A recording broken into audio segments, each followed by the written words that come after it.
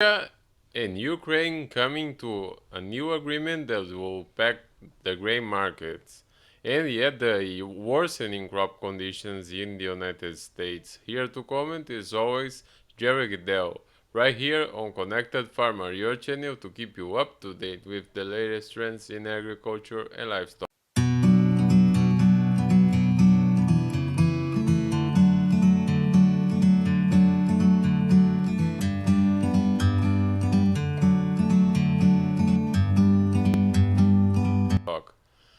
So Jerry, how are you? Today we had the breaking news about an agreement between Russia and Ukraine to export grain. How does that impact the market?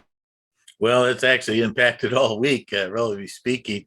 We came in with a real forecast for some in the Midwest having plains and things like that up through central Illinois, Indiana, hot weather. But even the crop conditions from last week weren't as didn't slip much there with unchanged on corn and down 1%.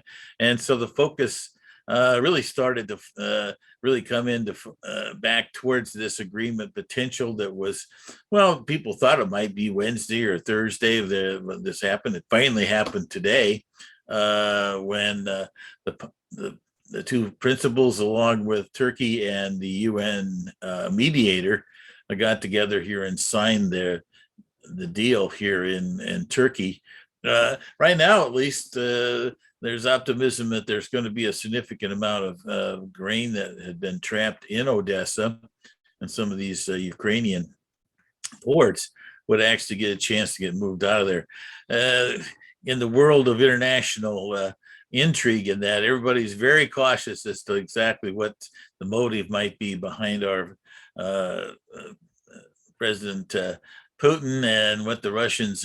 I know that they're wanting to get some additional uh, activity in their ports too, and get some fertilizer out and things like that.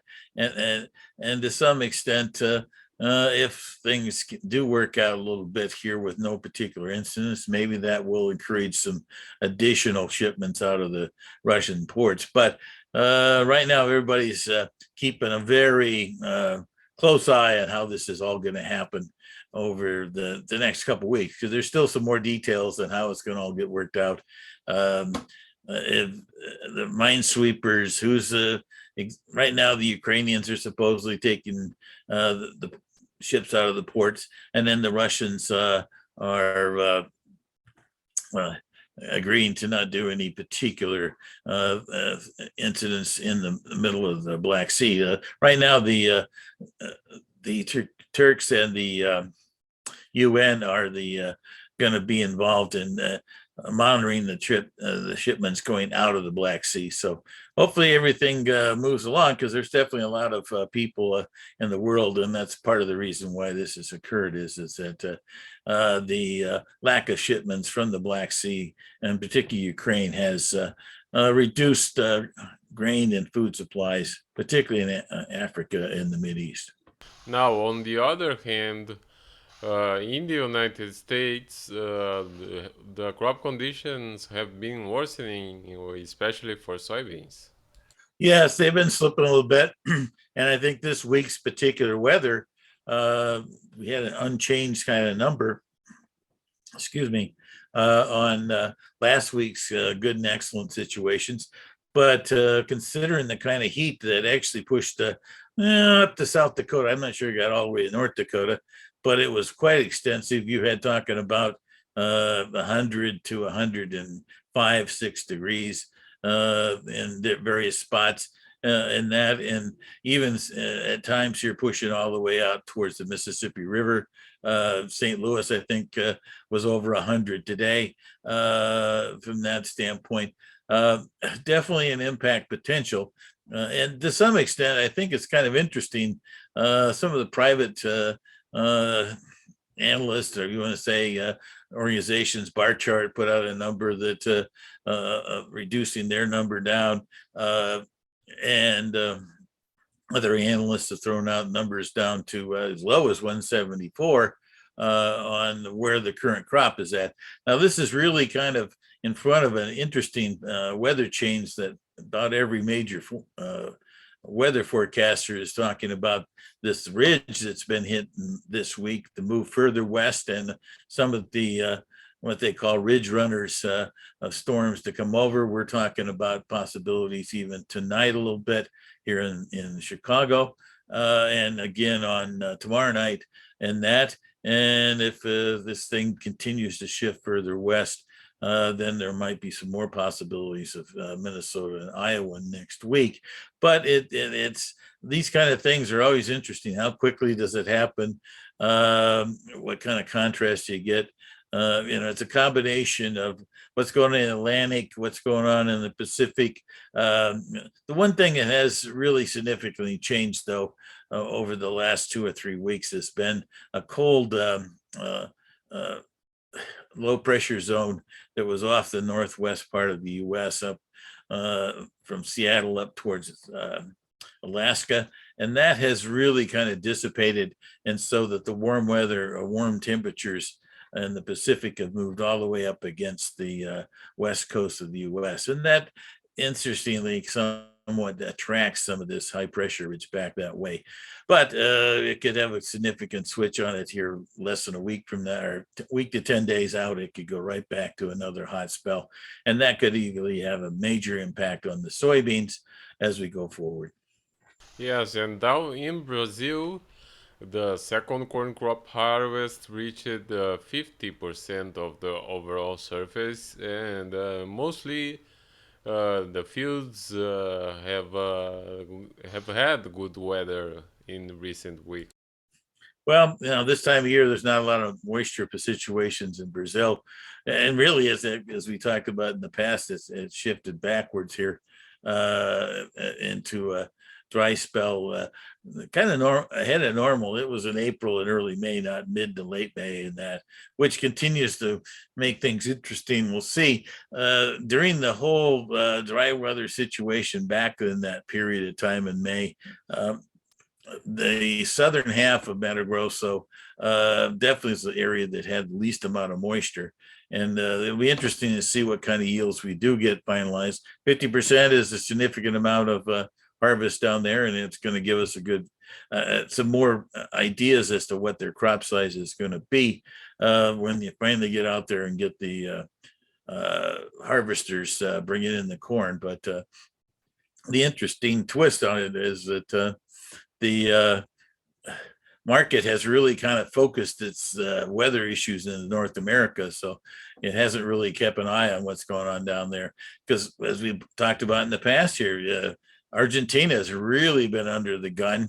And they had another announcement today that they've likely had less planted acres here. They started out at near 17 million hectares, and they're down to 16.1 is the latest number, down another 100,000 hectares on winter wheat plantings. And that's going to be an interesting one here is the one thing that's going to happen next week, and it kind of snuck up on me even, the U.S. Spring Wheat Tour is going to take off from Fargo on Tuesday morning, and we'll have an update on the spring wheat crop by the end of next week.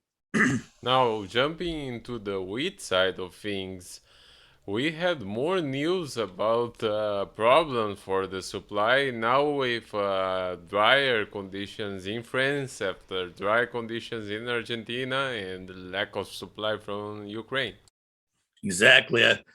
Probably even more significant right now to the U.S. and the world supplies is what's going on in Europe.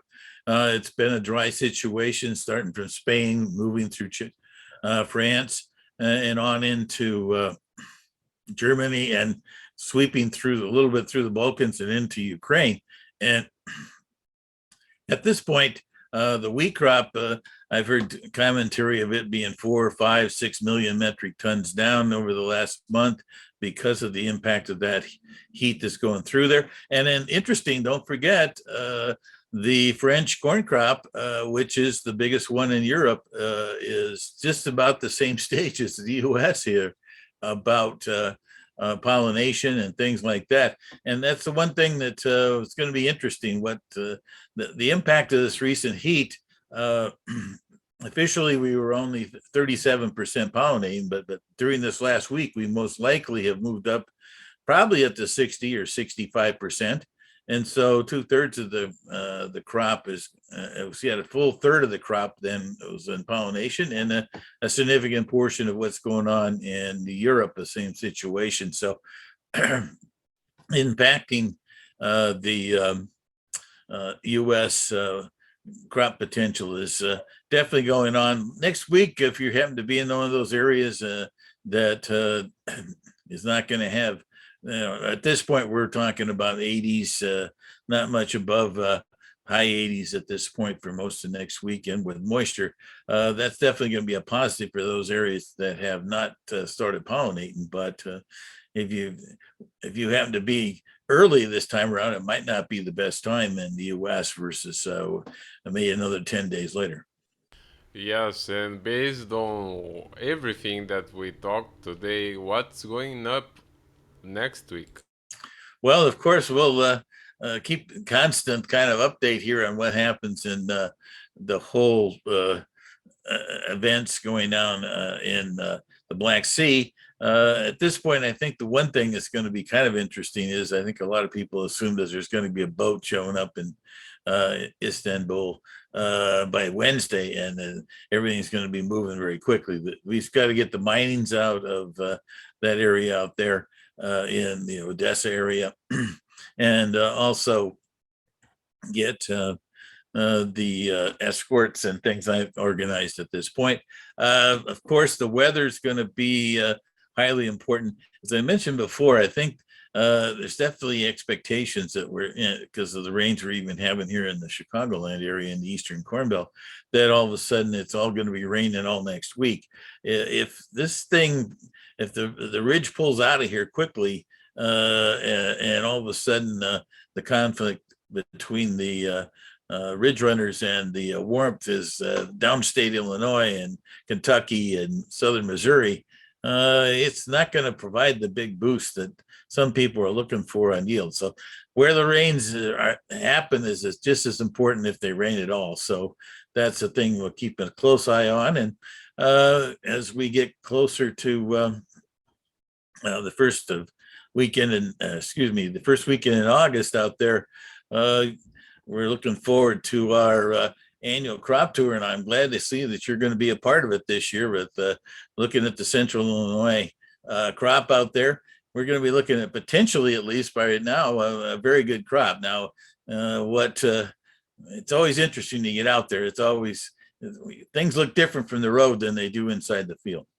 Yeah, definitely. We will be recording everything. Exactly. Exactly. Well, good to talk, and I guess we'll. At this point, we're kind of bouncing along the bottom, and hopefully, we get a little something going. Because unfortunately, our fund investors have really kind of went to the sidelines, and we're going to have to find something more exciting than um, what might be happening in the Black Sea. Even Thank you. take care.